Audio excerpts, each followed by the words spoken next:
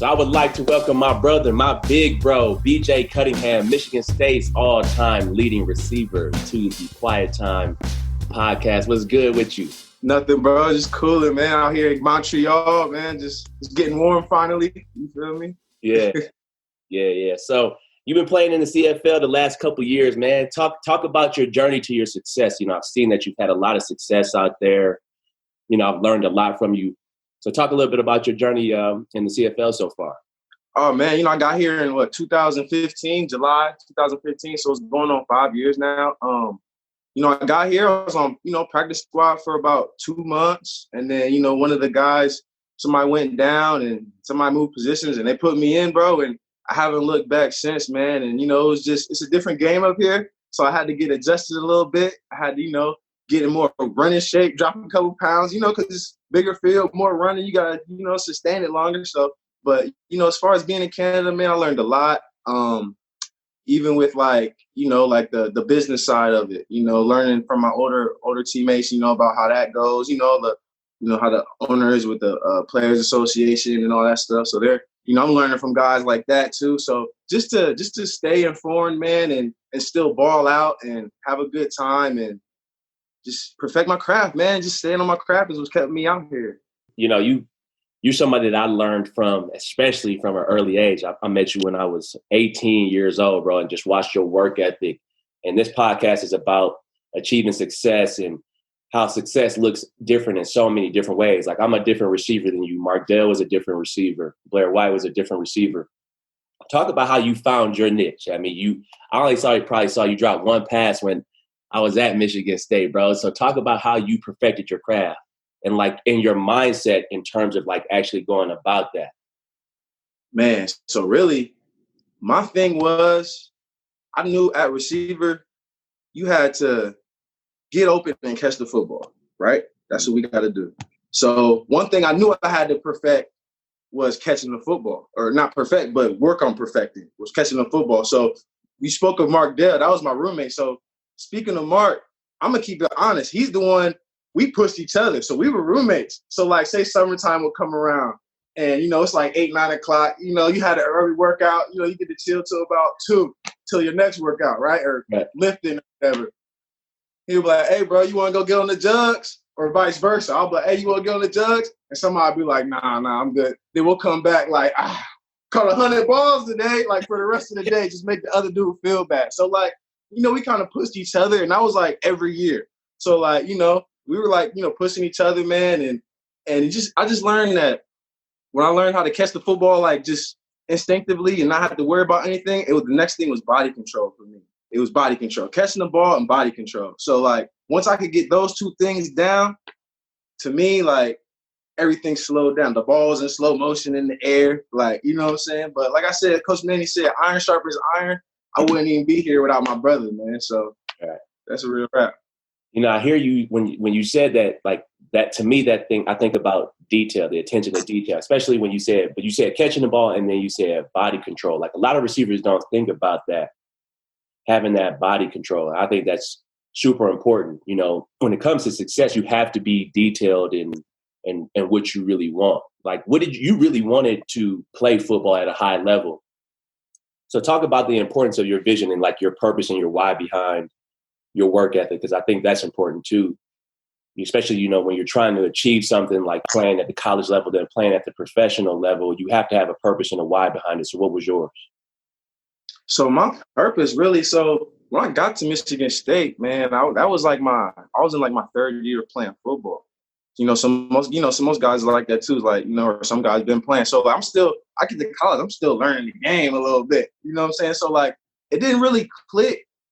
I knew I was at a big school, but it didn't really click as far as professionally until my freshman year when I stepped on the field. And I was like, oh, I'm catching the ball. I'm doing my thing. So once I figured that part out, I was like, oh, okay. And then that's when I realized my why. You know what I'm saying? So my why really was of course I wanted to take care of my family and, have something to fall back on, save up money and do this and that.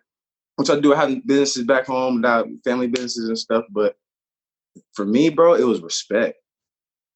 So not saying I wanted, all this and all that, but I wanted from like my teammates. So like, football's battle. It's like going to battle. Like, so my why was knowing that the homie next to me could count on me going to battle every week, practice, game day, and that translates off the field. How many of the homies that no disrespect to anybody's talent level, that nice on the field, got your back on the field, and y'all may not be the best of friends, but y'all can still be cordial and kick it off the field. Like, you know what I'm saying? And vice, you know what I'm saying? So like, to me, it was like my why was knowing that my teammate or my homie could count on me.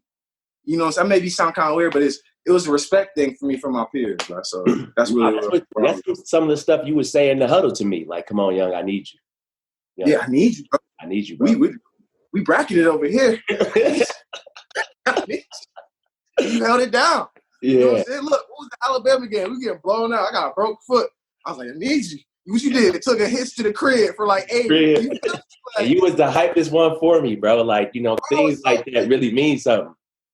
Yeah, bro. I'll be so happy for my dogs, man. Especially like not saying I put you, but like I feel like we helped each other get to where we were, and to see you get on that stage and just go ball like that, I was like, dude, there you go. That's the beans. There he is right there. And I feel like, man, that's when it clicked. That's when you was like, oh, Bama, SEC, I'm going to the crib. It was a wrap after that. It was a wrap. A wrap. You ain't turn back shit, bro. So that was I tell people all the time, in order to be successful, you need the help of other people. And anything that I've achieved in my life, it started when I first got up there. Because like you, I got up there. I played a little bit of high school football, 2 years. Y'all really had to teach me the game. And I'll never forget, they call it like 76 shake. My first spring practice at CL Rucker jammed me all the way to the middle of the field. Talk about a humbling moment for you and how you overcame that, because people think, that, you've had all this success and you became Michigan State's all-time leading receiver with no bumps in the road. No, you broke in your foot. You redshirted. So talk a little bit about some of the failures that you had and how you learned from those. Yeah, man. It wasn't a pretty path, all the way through. So like I said, like got to school. I did my thing in high school. I get into school with guys like Mark Dell, and I'm like, okay, we out here playing ball. Camp goes good, and then like first week of the season, they didn't say nothing. It was just like, get a black jersey. I was like, what's a black jersey? I don't get no green or no white jersey. I had to find out I was on P Squad like that week. I'll be on, scout team. I'm like, okay, so what does this mean? I thought I still might get in the game. The game came. I'm like, oh, I'm not playing. Okay, we're redshirted then. Okay. I'm like, all right. So like to think that like, he's gonna get in right to college and play. You know what I'm saying? You gotta wait your turn. If you're not ready, you're not ready. You got older guys that's playing, that's doing their thing. I had to sit back and watch. It really helped me though. You know what I'm saying? Hindsight, because I got to sit back. I got an extra year to learn the game, mind you, because I had just started playing the game. You know what I'm saying? But as far as the game time humbling experience, I remember we had a versus Wisconsin. It was some crazy Wisconsin games. But my freshman year, we on the goal line. We practiced this all week in practice. Hoyer's at quarterback. I'm in the slot. You see that blitz, quick out. We on the 5-yard line. Touchdown, right? DB blitzing. Hoyer looks at me. Boom. Out. Quick out. Catch, turn in the end zone, drop. Drop the ball. Next drive, go down, run a dig route, crack my ribs. Worst game of my life, bro. We won by like a last-second field goal by Swinson, thank God. But like that was probably like one of the downest moments of like my like in-game college career. I went to dropping the ball to cracking my ribs. And I was just like, it was just so embarrassing, bro. Like I didn't even want to talk to anybody, my mom, my brothers, my family after the game. It was bad. But to think about that and then where you took it, though. And then, after that, Coach D looked me in the eyes. He's like, hey, we need you. Boom. Next week, came out there with the rib cage versus Purdue. Clutch catches. We win the game. For people to understand that no matter how many times you get knocked down, you got to get back up. Like, that could have really been a defining moment for your career. And you've been like, man, maybe football just ain't for me. No, but you had your purpose and your why behind it. You wanted that respect. So you in turn, like, oh, I'm going after this. Rib cage and all, cracked ribs, what's up? Feel me? Like, and that's what I be telling people, like, to me, I didn't want to go my whole life without playing football because other than like, you know, you getting hit and stuff, football is a game of life to me. Like, you get hit, you get hurt, stuff bad happens, you got to go right back out there, or else you looking crazy. Like, you go across the middle, get smacked, you see a ball in the air. If you don't go for that ball, bro, people gonna look at you crazy. Yeah. Especially if you don't catch. You know what I'm saying? They get smacked, you get smacked. They don't care about that. They care about if you extend them arms, if you go get it or not. You know what I'm saying? So it's like to get to that point and just not do it, or like, you know what I'm saying? So like, I just had to muscle up, bro, because I feel like getting up, getting hit, getting back up was like part of life for me. You know what I'm saying? So it is a great way to put it, man. That's like a great way to put the game of football. It is like life. Yeah, it's gonna knock you down. It's gonna hit you. It's gonna hit you. You got to get back up. You got to keep going. It's gonna be days where you grinding like training camp. Hey, bro, training camp. Oh man, them 2 weeks, them 3 weeks in them dorms. Oh my God. I go lie. I had to sneak out a couple of times, but I was like, you had to go to the crib? I gotta go to my bed. It was the days, bro. I'll give it all to go back for that, man. That was so fun. I'm not gonna lie, bro. I tell people all the time, like, I would give a game check to go back to Michigan State and relive my 4 years because of the times that I had. People don't understand. Don't get me wrong. A lot of people have fun in college, but I feel like not how we had. Yeah, and the way we turned things around that state, bro, we had so much fun. Bro, it was pushing each other, you know what I'm saying, on the field, off the field. Everybody was cool. Like, and then the craziest part was we flipped it, but then y'all like took off with it. Like, y'all took off. Like, after we left, y'all took off. We was like, oh, okay, this is okay, I'm tuned in. Look, okay, I'm talking shit to my teammates, Pete Chung and them. You know what I'm saying? I'm like, yeah, what's up, man? Yeah, right. Come on. Yeah, yeah. So it was exciting to watch, man. Like, and then the guys after you still hold it down. So like, it's real. And then to see y'all in the league, bro, like that was even like, I had guys from the CFL that had played with you, come here and talk about you, like Corbin. You know Corbin? Yeah. Here for a little bit. He was like, bro, yeah, Benny, that's my guy. Good dude. Like, he said he was out there balling. I'm like, man, that's just good to hear. You know what I'm saying? Like, we got a good rep out in the league and stuff from our sparring dogs and stuff. So. Absolutely, man. Absolutely. That is just, like you said, man, we turned it around. It started with y'all. And my senior year, we took it to another level. And then Lit, Burb, bro. I mean, just. Like, it was. Yes. I was like, hold on. Nobody gonna break my record. Hey, look, let me hold on to it for a few years now. You played 4 consistent years. Ain't nobody gonna be able to break that record unless they play. I was like, yeah. That's what it was. And I was catching all them hitches on smash fade. Yep. We just got done watching the Wisconsin game. Where you caught like 3 or 4 smash fades, where you caught the actual fade. We watched it with Kirk and Coach D on Big Ten Network, and just talking about the amount of talent that was on that field. If you look back at yourself, Keyshawn, Kirk, Le'Veon, Jarrell, Monte Ball, Russell Wilson, Nick Toon, Abadaris, bro. That was crazy. It was crazy. I was on that field. What's his name? Borland, the linebacker. Yeah. They had a squad, bro. Jarquez, Trey Wayne, 2 first-rounders, future first-rounders. Who would have thought in that game right there, all the pros, Deion Sims. I didn't even think about that, bro. That's crazy. Crazy when you. And then think of the guys, but then you think of the guys that's on the sideline that ain't even played yet. Like you said, like Shalik. Oh my! They were redshirted. They didn't play at all. Balling. They balled out. Oh my God! I remember when Coach D. Bro, them boys recruiting, man. Them boys was recruiting. Shout them out, man, for real. And he stayed like Midwest with it too. He ain't really like, you know what I'm saying? I was like, yeah. Talk a little bit about, Coach D. I had him on the podcast, and he talked about leadership and things like that. Talk about your role as a leader and what he meant to you as a leader. Oh man, we'll start with him, man. He just like, we all came to college young, man, and I feel like he saw all of us grow up. We all went through our phases and our stuff, we went through. And I remember just one day he looked me in the eye and was like, man, we gotta get you right. You gotta, we gotta start leading. You're gonna be a leader on this team. I'm gonna need you to step up and lead. And me, I was never like a rah, let's go. I'll pull you to the side or holler at you real quick. But I was never like let's get it. I felt like I had to be level. Like, I could never be like too, I had to be here with it, or else I wasn't. You know what I'm saying? So like, but I realized I had to. So if that wasn't the case, I had to lead by example. You know what I'm saying? So like, by my work ethic, by my, trying to be on time for stuff. You know what I'm saying? But he told, because it came to a point where I was, late and all this stuff. So he was like, well, you're not showing me you a leader on this team. I can't make, you know what I mean? So I was like, all right.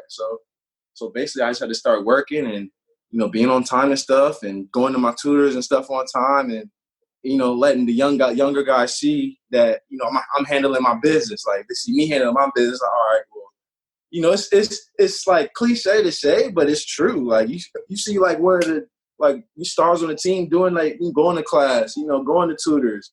You know what I'm saying? Like asking you why you not in yours. Like, where was you at today? You know what I'm saying? Like, not to be a brown noser or a tattletale, but just to, keep you on your stuff. And I kind of didn't have that as a young guy in the receiver room or whatever room on the team.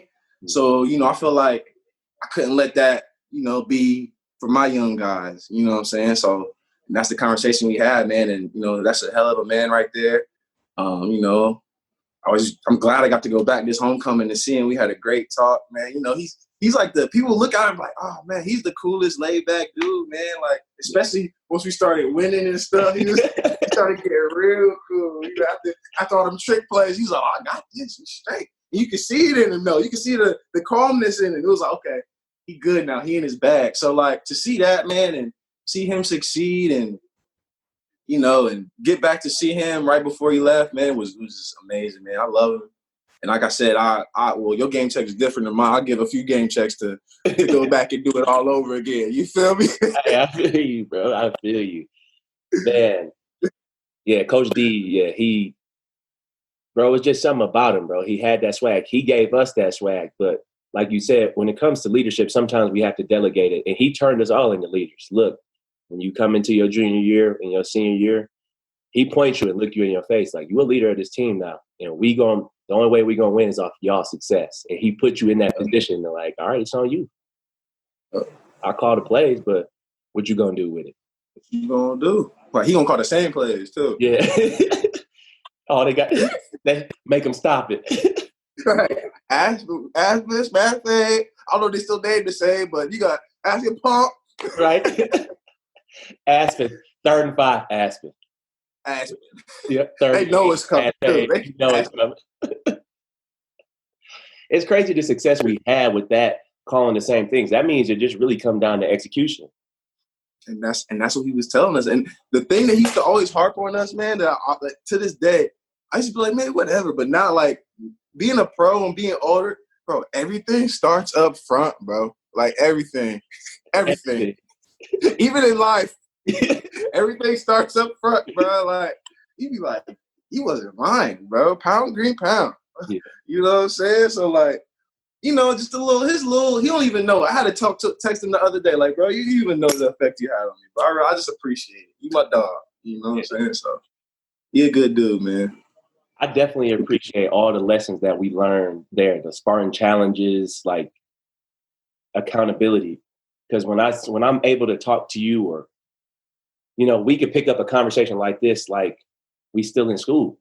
Yeah. Which is incredible because he always was big on relationships. Like you got to these are your boys. These relationships, he always said that these relationships that you have up here are going to last forever. Oh. Forever. And that's the way I see it, bro. It's super good to see. It's super cool to see, bro, you having your success in everything that you've accomplished. So like, when life is over, I mean, not life is over, but when football is over, what's next for you? Yes. So like, I'm debating right now. So we have like a construction consulting business back home that, we do our thing with. But as far as like, man, I think I'm debating on whether I want to like Like, cause I train little kids too. Like, and like we all, stay in the game. I want to stay around the game a little bit. So whether it's like sports commentating, sports casting, or like scouting, somewhere in that aspect, training people, like I want to still be around the game, working with kids, working with people, teaching people the game. Like I said, like to me, like succeeding after football would be putting people on something, whether it's football or not, and then seeing them can succeed with it. You know what I'm saying? So like, that's all I want to do. I want to help people out, man, and because that's my fulfillment, and seeing people succeed and helping them out. So somewhere in that aspect, and then handle my business, pay the bills. You know what I'm saying? But for me, for my mental, I want to be over here with it. That's what I want to be. Yeah, serving other people is the best way, and that's why I wanted to do this podcast and also just get out there and do public speaking, because I just want to share I don't even want to tell my stories. I want to tell the stories about dudes like you that I played with, like the incredible things that I was able to see from guys like Keyshawn, Kirk Cousins, to Le'Veon. I'll never forget the first scrimmage that we had and Le'Veon played in. You came up to me and he was like, bro, he's playing as a freshman. Yes. He is playing. He's playing. As a freshman. I remember like he did some of the most subtle. It was a spring ball. And did he come early? I think he came early too. That's what it was. You told me. He was there for like 2 weeks, bro. And like we were scrimmaging in the stadium. And like I guess we was running smash fade, the empty smash fade where the running back runs the hit.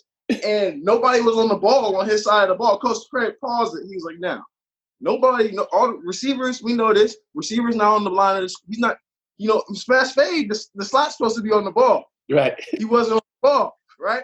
So Le'Veon was looking around. He puts his foot up, gets on the like. That was like some savvy, subtle, real. When we seen that, I was like, oh, this little dude got some game. Like, and then Then he loved being a receiver. He loved being with us and running routes. I was like, oh, he can run routes. Then he was shaking cats, running them over at 240. Yes. I was like, yeah. And the moves he was putting on people, we were like, bro, this dude is 18. Then he started jumping over cats. Yes. I wasn't there for that. You know what's crazy about that? When he started jumping over people, he came in the spring ball and he was like, Beans. I'm about to start jumping over people. But he said it like he was joking, like a little kid. Yeah. He was like, oh yeah, I'm about to start jumping over people right now, bro. And he did it in the spring practice. And then I was just like, bro, where did you get that from? Trying to take my game to the next level. Add something to your game every offseason, baby. Hey. It's like dunking on somebody. Like after you dunk on somebody, every time you go to lay it up, you want to dunk on somebody. So right. That's how it was looking. Oh, is he gonna do it? I'll be like, woo. Boy, nice with it though, man. It was fun to watch y'all, bro. It was real fun. My dude, I appreciate you. Everybody, BJ Cunningham, Michigan State's all-time leading receivers. My brother, somebody I looked up to and I look up to. I appreciate you being on, bro. Oh, dog, thanks for having me, man. I appreciate it. Yes, sir.